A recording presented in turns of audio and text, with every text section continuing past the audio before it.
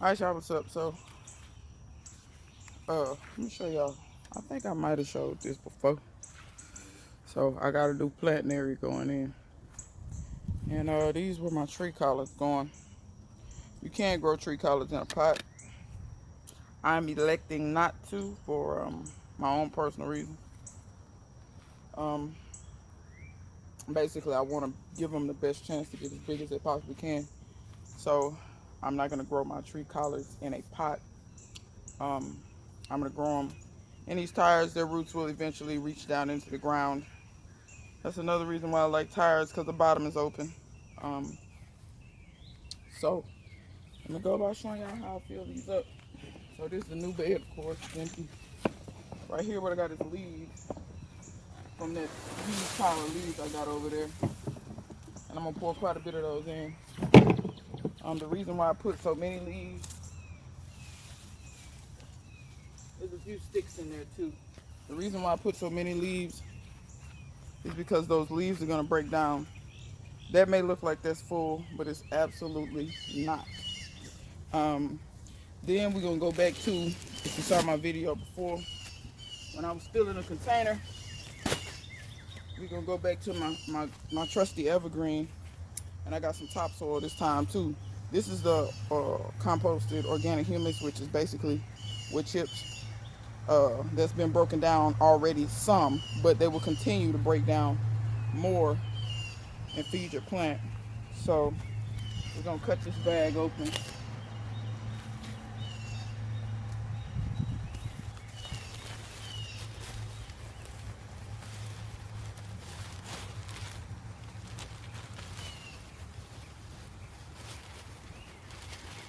And this, the bag of this, I think I said it was $1 and something before.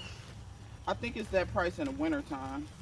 Right now, this is like $2 and something, but it's still way less than Black Cow. Black Cow is $5.28 where I am. This is like $2 and some change. I can't remember exactly, but as y'all can see,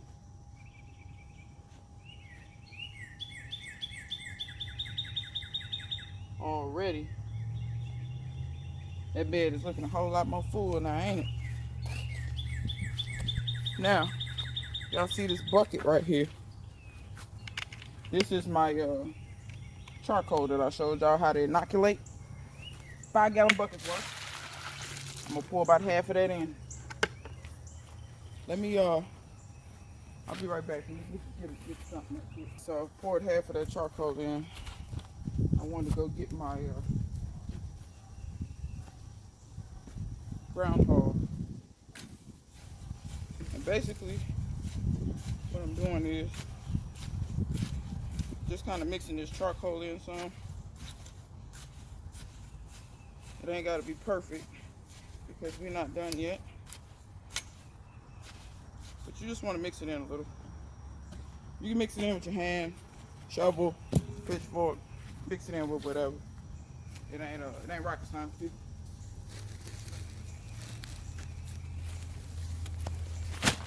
Now we got a bag. This is the evergreen topsoil. Now I showed y'all the consistency of the organic, the composted organic humus before. Let me show you the consistency of the topsoil. So this is basically the same stuff, but you see how much finer it is? So when I'm planting stuff, especially seeds, I like to go with the topsoil. Let me go back and say something. That organic humus is $1 something. It's $1.80 something. This is the one that's 2 something. I just remembered that. I got that backwards. So the topsoil costs a little bit more. This one is $2.20 something. The organic humus is $1.80 something, like almost $2. I think it's $1.40 something in the wintertime. Y'all know this stuff is cheaper in the winter when people aren't buying it. But if you're planting seeds or something, you can fill all the bottom of your stuff, but this actually starts seeds better than the more coarse humus, because seeds like a little bit better seed contact.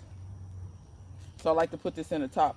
I'm not planting. I don't think I'm gonna plant these seeds out here. I may, I don't know. But nonetheless, I'm gonna use this at the top of the bed. And I'm gonna use the whole bag in this particular bed.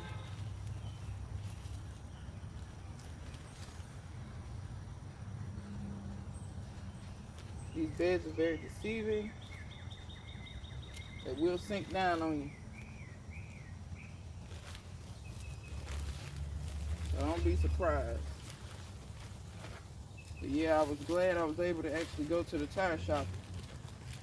Actually, I sent somebody to the tire shop to go get some of these, what they call rubber bands, in case you don't know, in case you're not into car culture. Rubber bands is the tires that when people had them big ignorant rims, they look like they just got rubber bands around their rims because it ain't much sidewall. So if you want a tire that ain't got much sidewall, therefore you get a bigger opening here, whereas regular tires, you know, the sidewall will probably come in about that far. Those tires, they have their place. Like for instance, where I have my tomato cages. You can do tomato cages in these, but understand when you stick the actual wire of the tomato cage down into the sidewall of the tire, you get a lot more stability out of it. I'm not saying it won't knock it over, because when we got those them little bands from whatever hurricane that was that came through here, y'all saw my tomatoes still got knocked over, but it wasn't as bad. If I hadn't had them in there, period, they got knocked over way before then. So now what I'm gonna do is take the rest of this, what I got in here. This also helps to pre-water the bed to get the bed wet. And I'm going to pour the rest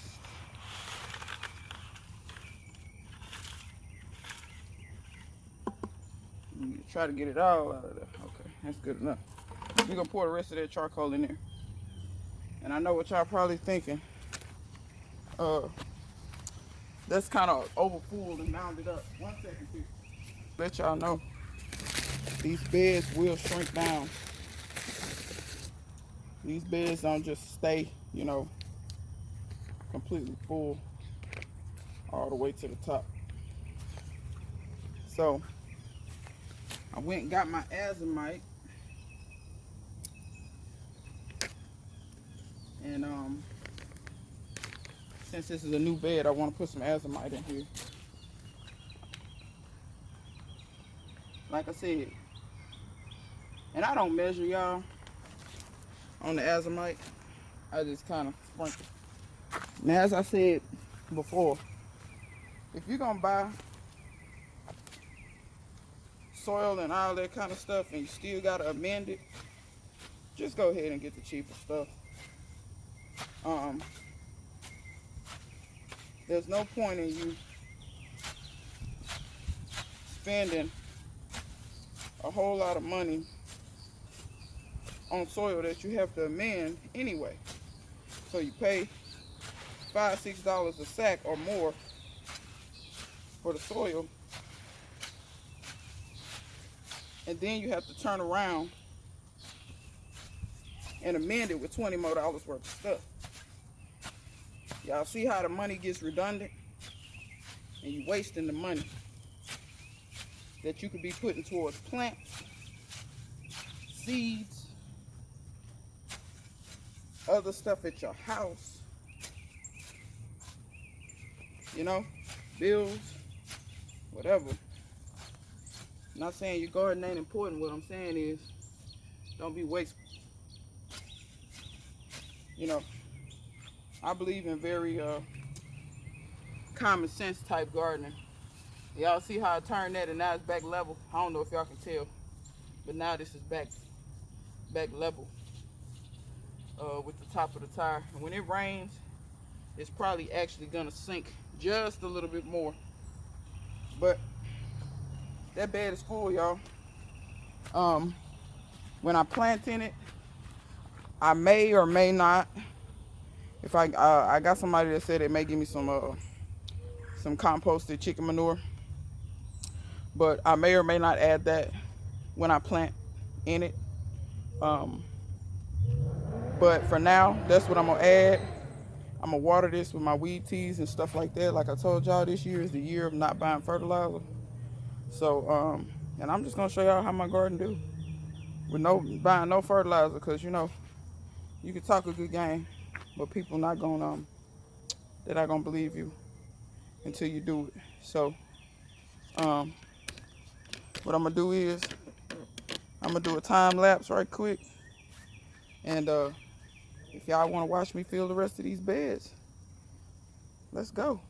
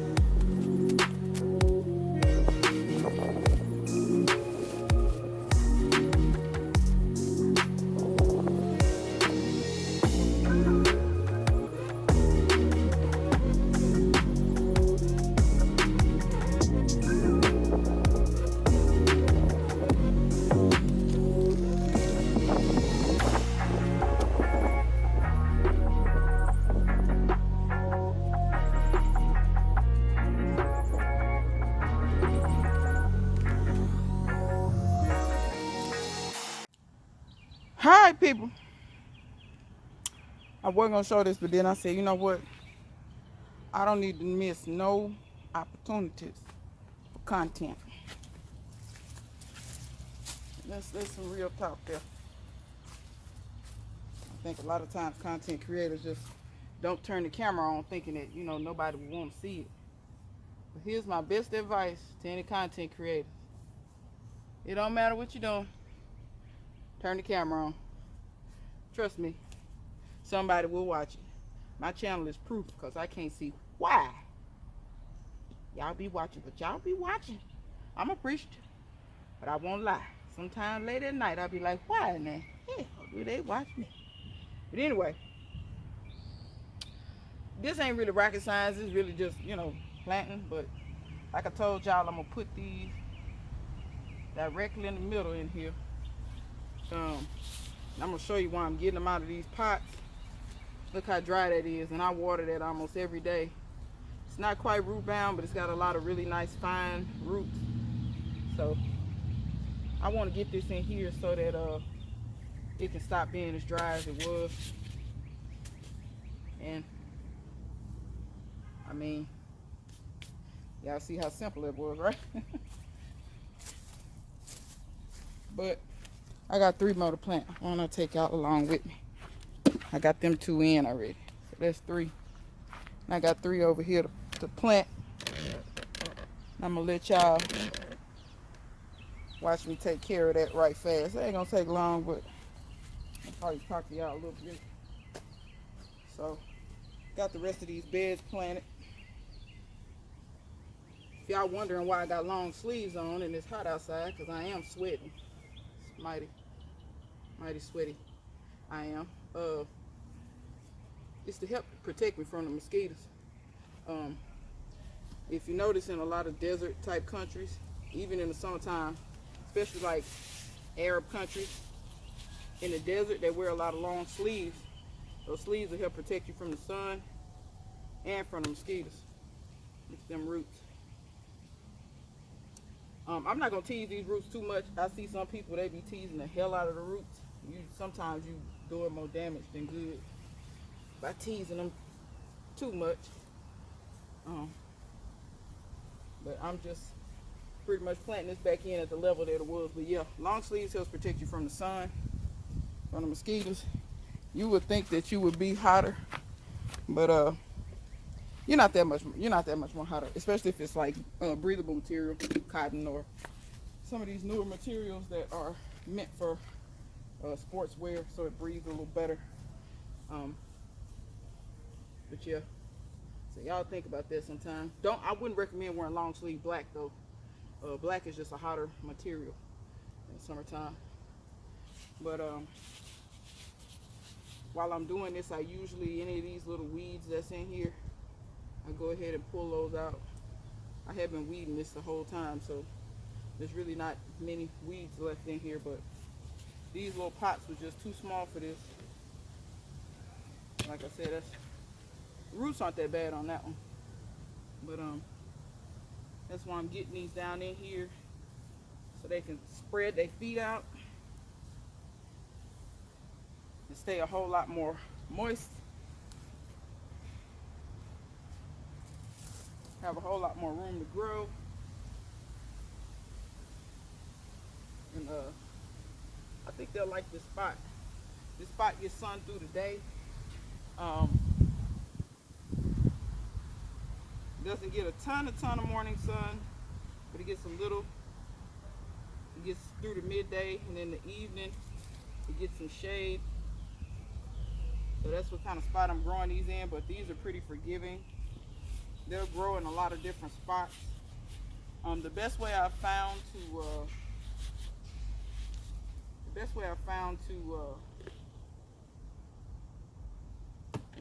trial run your plants to see what would be a good spot for them is to start them in a pot first, and then and set them where you think you might want to grow them, and see how they grow. If they grow well in that spot in a pot, chances are they'll do pretty well in that spot in the ground. So that's a foolproof way for you to keep from planting stuff, digging it up, planting stuff, digging it up, planting stuff, digging it up. I don't like to do work twice, so if I can keep myself from doing that, I will. I'm going to water these in. Please make sure you water them in. Where we at on time? I can show y'all me watering them in right quick. I'm going to water them in with weed tea, y'all. That's what I'm going to use.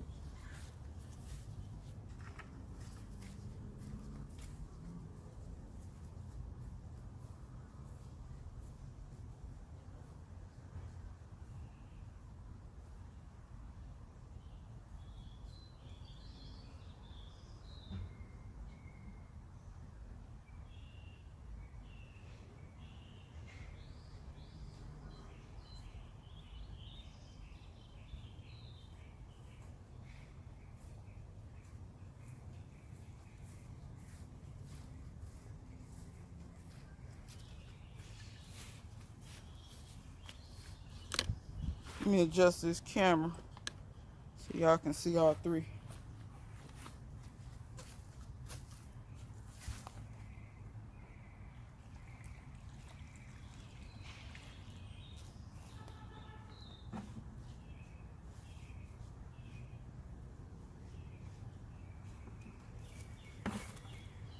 So yeah, this ain't rocket science. People just grab some.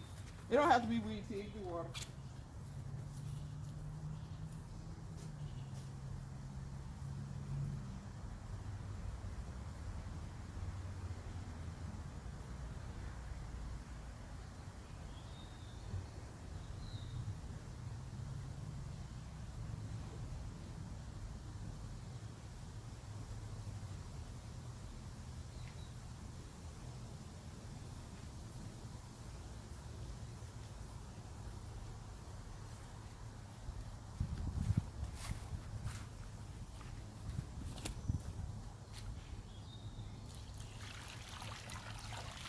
you're gonna pour from a bucket like me, try to do it as gently as you can because you will disturb a little soil, but it's all right. You can just push it back in place.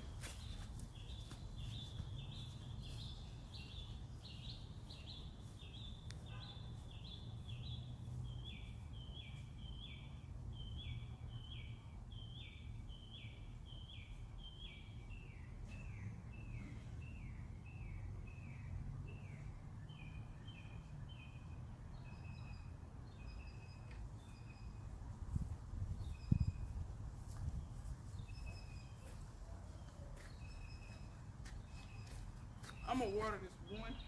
It's off camera, the very first one I did, that y'all can't see. I'm gonna water that one in. Then I'll water the last one in over here that's on camera. That one probably don't really need to be watered in. The charcoal on that one was so wet.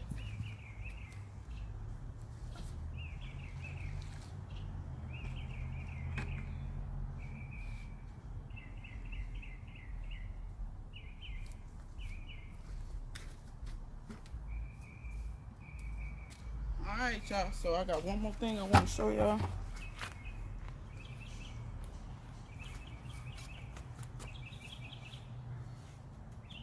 I may very well mulch those with leaves. I'm not sure yet. But I want to show y'all one more thing. Y'all know I've been on my tirade about flowers. I'm not a flower person. I'm not. But hold on one second, y'all. I'm gonna rinse my hands off just a little bit. My hands are filthy. When you're working with that charcoal, just know your hands are gonna get really black. It rinses right off. It's not bad for you. It's actually probably beneficial to your skin. Like I said, they use charcoal in cosmetic products. So, but I wanted to show y'all this. So, anybody know what kind of bush this is? I'm trying not to show the flower. Anybody with keen eyes? This is a gardenia. And I thought it wasn't going to flower this year because of the ice. But it's actually putting on flowers. And this stuff, when I tell you, this is probably one bush. If you don't have a gardenia and it grows in your area, try to get one. When I tell you, when this is in full bloom, see, it ain't but one open right now. But one day I walked past here and I smelled the most heavenly smell. And I said, I know this thing ain't blooming. And sure enough, it is. You can always tell when it's about to bloom. That's what the flowers open out of. And then they look like this. And then they open up into these beautiful flowers. But I'm telling you, if you've never smelled it, oh my God. Wait. Am I in the frame? I don't know if I'm in the frame or not. But it's the greatest smell. And when they got a lot of them on it, I'm telling you, you can smell it for a long ways. This is the one bush that I let get as big as it wants. Because I really love it. And I sit back here and the wind blows and you get that beautiful fragrance. Or I open these windows on this side of my house and the fragrance comes in the house. Freaking amazing. Gardenia. Now you may run into some old school people. I'm going to give y'all some old school knowledge y'all might not have known about the gardenia. I don't know if this is everywhere, but I know it's true in the South. If you find old school people and they say they hate the smell of gardenia, can anybody guess why? Well, back in the day, when they used to have funerals in your home, for instance, if anybody lives in a house that's old enough or you've been to a house that's old enough and big enough that it has a room that they call the parlor, and I'm not talking about, some people call the living room the parlor, which in a smaller home that maybe you wasn't that rich, that would be considered the same thing, but really huge old mansions, they had what was called a parlor. And the parlor is where they had the funeral at in the house. Because back in the day, they didn't do all this funeral home and all that stuff.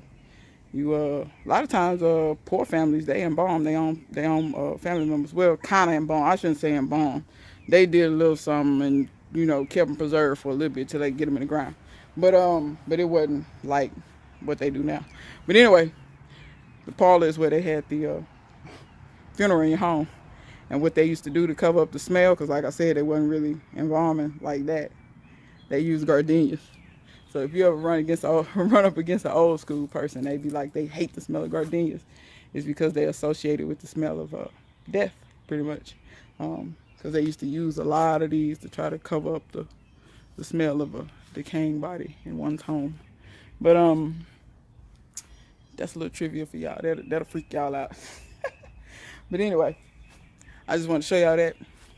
Like I said, if you don't have gardenia and it grows in your area, try to go get you one. They don't cost that much.